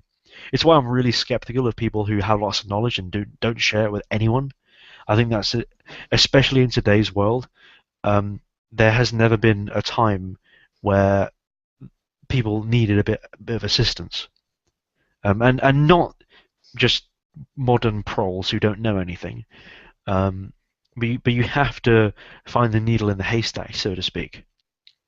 You have to find the people who are differentiated, and you have to kind of help themselves wash all the dirt off them to a degree. Um, so yeah, when it comes to matters of religion, I think that should be an approach and a consideration. Um, so excuse me. There you go. But you don't think then that the small number of people who are traditionally minded in the Church of England have any chance of that? Or, well, I suppose I'm talking more about the exoteric nature of those groups. I think people who doing what I'm doing will inspire and encourage Right. participation in exotericism. For me personally and my nature as an individual, these things at the present time haven't come to me in my physical life. That doesn't mean to say that they never will, or that this somehow carries forth into my words. My personal story is my own and is an expression of my nature. Then I believe I'm quite comfortable in believing that there will eventually come a time where I do join the church properly, Anglo-Catholicism or Anglican, whatever. Yeah. But as of the moment, as of this very second, that's not the case. But when you do, you have to be that change within the church, I suppose. Exactly. That's the point. That's the important fact. And even what we're doing now, what I'm doing right now, is to a degree a part of it. Is part of this kind of question of, in our context, Englishness and identity and form and spirituality, as well as with the broader question of the West's religiosity and Europe's religiosity. But you have to have that part of society and that cultural force which encourages people to partake in these things again and to entertain the possibility of partaking in these things. Again, it's like the question about what the alt-right is. It's a part of a broader trend which is beneath it and which encourages it. And this is why the alt-right is growing. That's why it's bigger than it was 2 years ago when I arrived on the scene. It's because the direction within which society is heading is resulting in certain syntheses and reactions. And so it will be with the church and with exotericism and a faith contextualized and a culture proper. So, there you go. That's the second time I've ended a little diatribe by saying that. But there you go.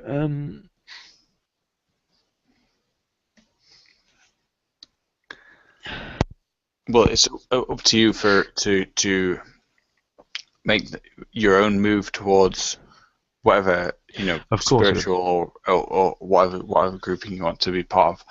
It's not a want. It's not a want. It's an is. What I am. It's just an uncovering. Well, I mean, you went to speak to. I don't know. Have you done this? Have you been to the Gnostic ceremony with David and? No. No. Well, that's not yet. Anyway, that's like in October. Well, you can find all of the different capital G Gnostics are LARPers as bad as pagans. Yeah, it's going to be Christianity or nothing else. I appreciate and respect what David's doing with all these other types of people. Yeah. And the perennial. I know. These sort of things. So this is what I'm trying to say to you is that you've got to. At the end of the day, you're gonna have to make a choice. Do you continue to? I mean, Ethel would say that you have no other choice. All you have to do is ride the tiger and go it alone and use your inner will to go forward, and then no, Duncan, I am implicitly a Christian, but the exoteric form of that has not yet been realized because I am too damn young and I don't know enough. I'm not confident already. So you okay? Well, it's on you to go out there and find it then. Of course it is. Of course it is, but it's just it hasn't happened yet. There are things which need to be taken care of before that, which are ongoing. So there you go. Well, I'll pray for you that you get to that point and that you realize that. I suppose for me again, yeah, you are right in that sense that it was a. Yeah, it was like a discovery. It wasn't something that I fully chose to do as a planned action. Yeah. So it's something that happened upon me rather than the other way around. Of course, yeah. I have a good intuition. I know I have a good intuition. I have a good feeling for things. My intuition can become comfortable and too comfortable, and that leads to inaction, which is a problem I've consistently dealt with for the past couple of years, actually, to varying degrees, and it takes particular things to draw me out of it. But my base drawing and intuition and intention and very character is of the right type, and I have a total trust in faith, in fides, in the way things are and in destiny, if you like. I have total, absolute faith in God that things will happen the way they're supposed to happen. That doesn't mean I'm just going to sit around and do nothing, but I have no hesitations, and I don't think about these things. I don't consider these questions because I just know. I already know the answer to all of it. I am already aware, but I cannot let my comfort become too strong and therefore powerful. Well, I think that esoterically you have the right idea, or I don't know what it is. You have the right striving for it, but you need to find the exoteric. Exactly. Yeah. And it will happen. It will happen. It's inevitable. But anyway, give us a few questions in the comments, people, and I think then we'll close things up with 5 minutes to 2. Is Ed still here? Yes, he is. Yes, I am. Be very quiet. My apologies. I was speaking.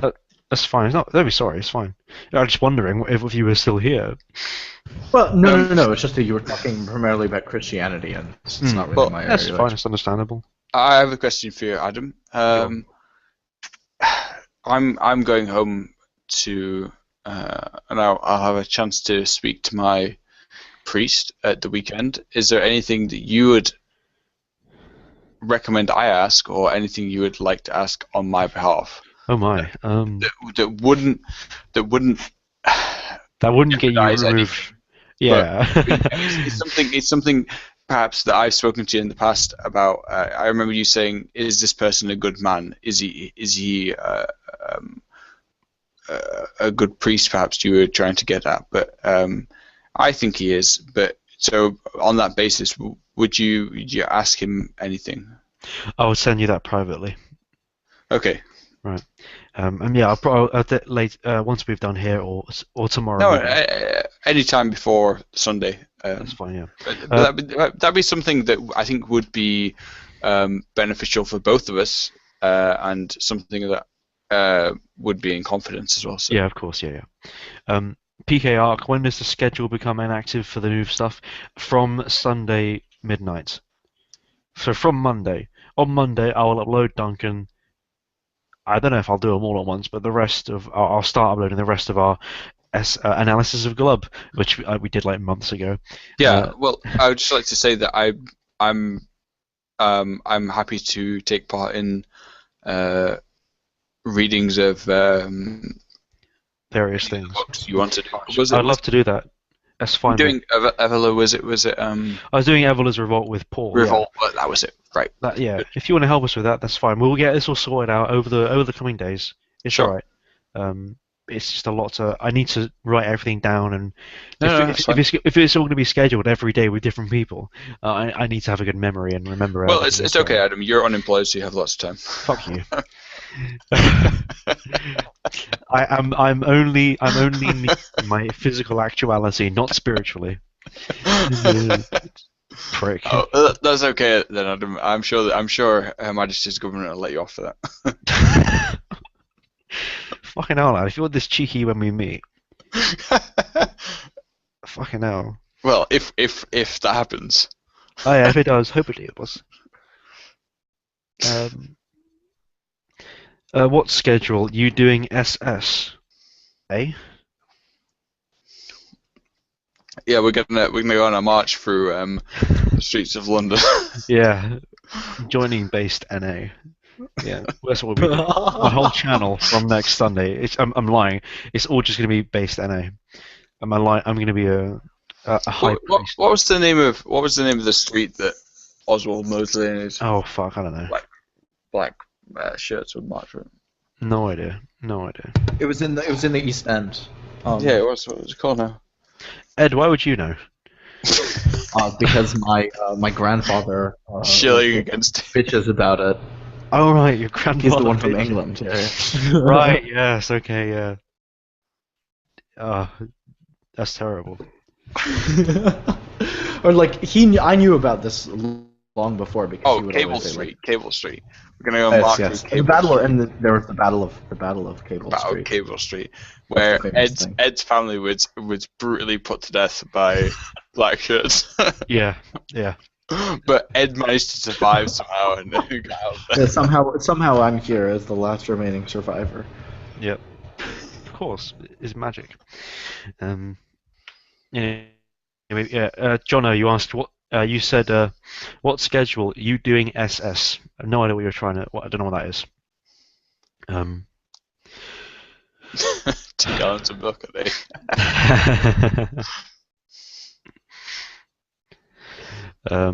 Only poor people and lefties hate capitalism. Jono, you must be new here. No. You can have dislike for capitalism from the right. Workout, no. Fucking YouTube bullshit. Doing videos and stuff. I mean, think of what it replaced. It replaced manoralism. What? Oh, we're talking about you're going back to capitalism. Yeah, capitalism replaced manoralism. We can't go into that. We're about to close shop. There's too much to go into.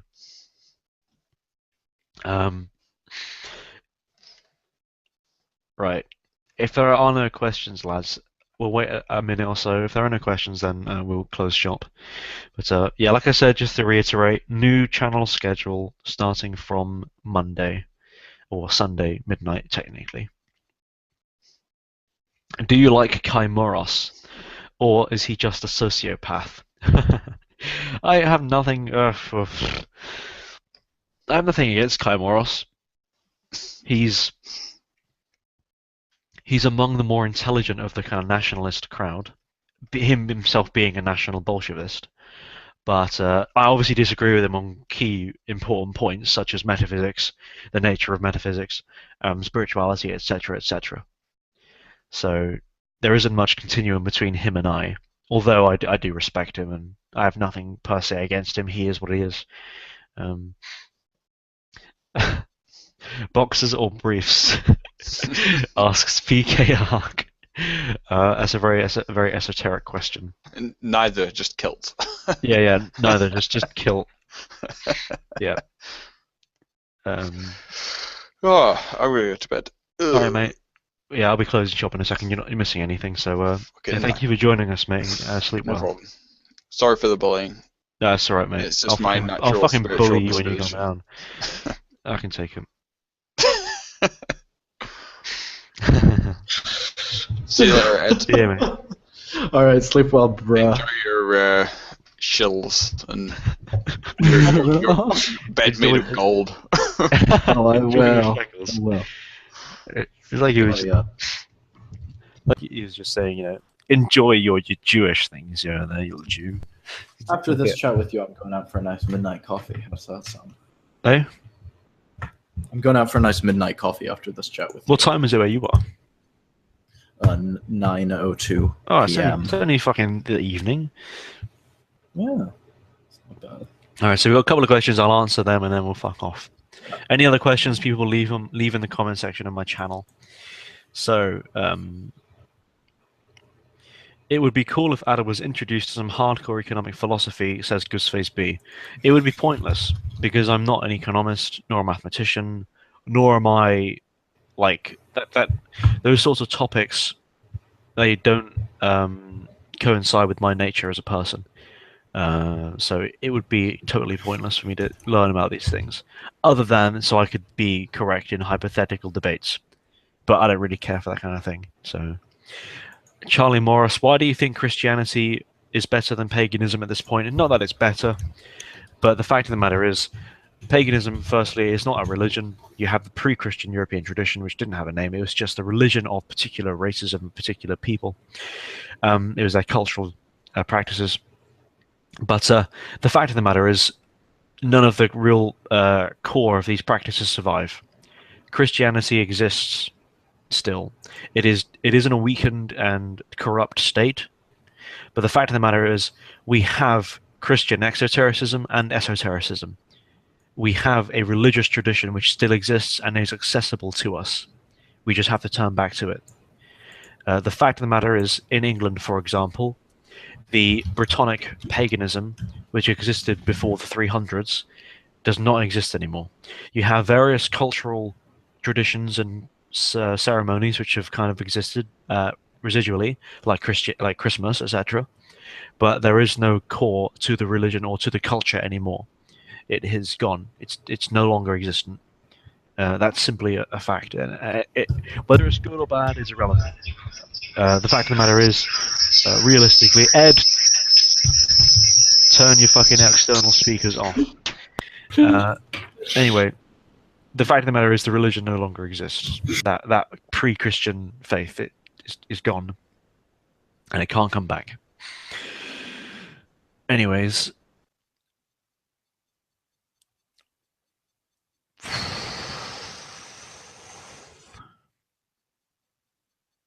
so okay, there we go. That's enough questions. Thank you for listening, everyone. I'm glad that I'm priming myself for doing these sorts of live streams twice a week now, and we've gone for pretty much exactly 2 hours. So it's nice and tight, nice and clean. So everyone, thank you for listening, and thank you, Ed, for joining me. We'll see you next time. Thank you very much for having me on. Bye.